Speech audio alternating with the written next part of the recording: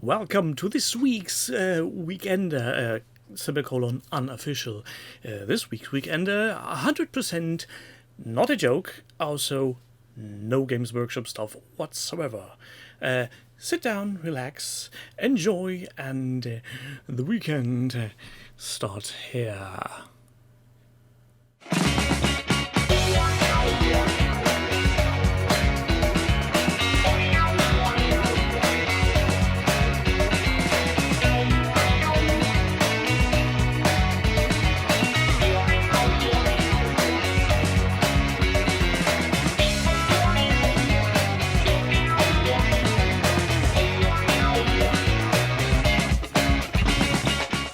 Welcome! That one is missing because he's moving boxes. God knows what he's up to, and Jerry is probably right now getting shit-faced drunk at Salute. Or whatever. What do I know? But I'm sure we'll have plenty of news to talk about, and we'll get things started right now. Coming to you from the center of Northwestern Europe. Covering board games, war games, card games, and all that you love. It's the news. All right. So the first order of business is Seb Games releasing better rules for sci-fi war game Exo Alliance 42. I have no bloody clue what this game is about, but I'm pretty sure I have seen this lovely fellow before. Might be some video? I can't just remember what movie that could have been. Your guess is as good as mine. Next up is a new villain for Warmachine Hordes. This is one very colourful chap, and I don't think this is something we have seen very much of before. I have no clue about what's new or hot in this game, but I'm pretty sure some out there will tell me, please.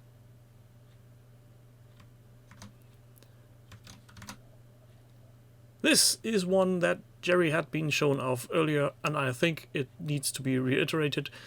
This lovely fellow here is a charity miniature which you can currently buy over on their site of Tabletopper. It's Ewood Ord. Sorry for pronunciation slaughtering of that name. All proceeds go to the Dutch Cancer Society, so give this one a go. Flat Out Games does a board game? I have not a single clue. Looks like a board game. I don't know why this made it in here. I don't think anybody's interested in it. Let's move on. Daniel Mercy drops new rules for Armored Storm Eastern Front. I guess this is some kind of World War II. At least judging by the dates that are printed on the cover. And yeah, this is some kind of tanky battle fighty thingy-majig. You have to ask John for details, I guess. Pre-order Perry's new Franco-Prussian, French and more. So the Perrys have been sculpting lovely, lovely miniatures again. And as is tradition, you just can buy them in large quantities and bulk up your World War I French infantry and whatever you want. Just look at these. Aren't these just lovely? Yes, they are. Oh, I think these are a bit older than World War One. I may have just made a total dumbass out of myself, which, to be fair, isn't something new, but not that hard. Russian Napoleonic Uhlans. I guess those would make a nice addition to something like Silver Bayonet, unless Silver Bayonet doesn't have any kind of cavalry. You tell me. Monorail Napoleon get printed rules from Rebel Miniatures. Again, a system that could be further from my grasp than any other game. I have no clue about this. Looks like grand tactical rules for Napoleonic Wars. It's 50mm scale, so I'm guessing it's Miniatures on long strips pushed around small fields and grass. Empress shows some true grit with 28mm Wild West miniatures. Now, this is a theme I at least understand, so these are lovely metal miniatures for 28mm Wild Bunch lineup for Wild West action. But I'm guessing you can use these for any kind of Wild West game, like Dingstown. If you don't know Dingstown, Google it.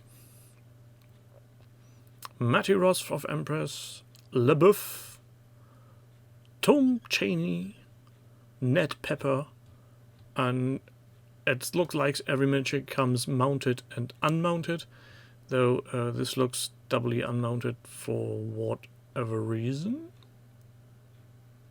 Tell me in the comments, please. Right, the Drop Zone Commander Monorail with TT Combat. So this is actually a news I really did look at with high interest when it dropped. So TT Combat is doing a monorail set, or rather should I say 2 monorail sets, a civilian version, which is depicted here, and a military version.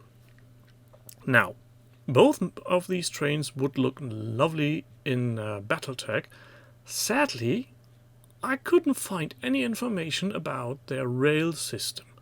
So I heard from somebody else that in this box there's just the monorail, no actual rails, and on the TT Combat side I could find just one straight from a totally different looking column with a monorail rail. If anybody has any more information about these 2 little pieces of terrain, and maybe has some information on where I can find on TT Combat side that particular piece of railing, that would be very appreciated. Thank you.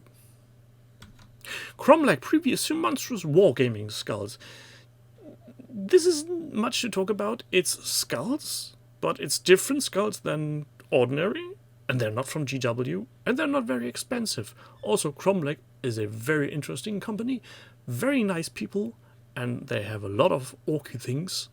I think Jerry just recently did an unboxing on some orky terrain. You might want to give that a look as well.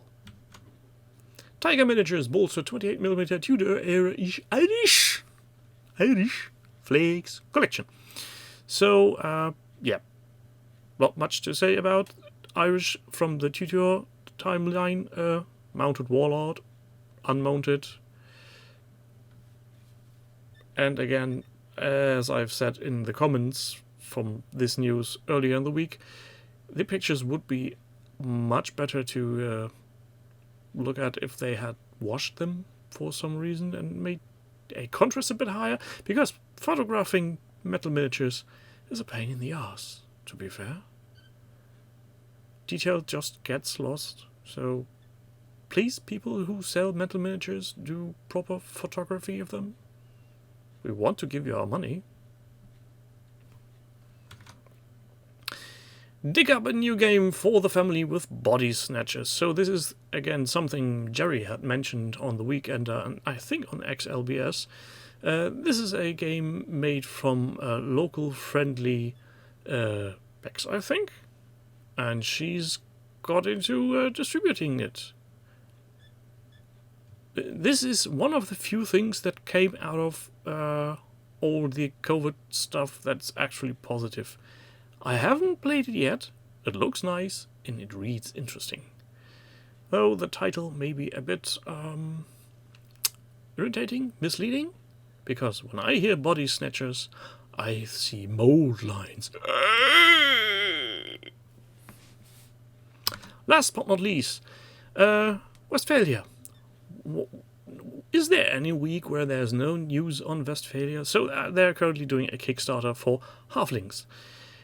This would be a nice addition to any troop if there weren't bloody STLs. Why? I mean, to be fair, even if Westfalia would make these a physical product, I wouldn't be buying them because they are shipping from overseas. And nah, that's just not happening. Well, let's take a quick swish and then we'll be back.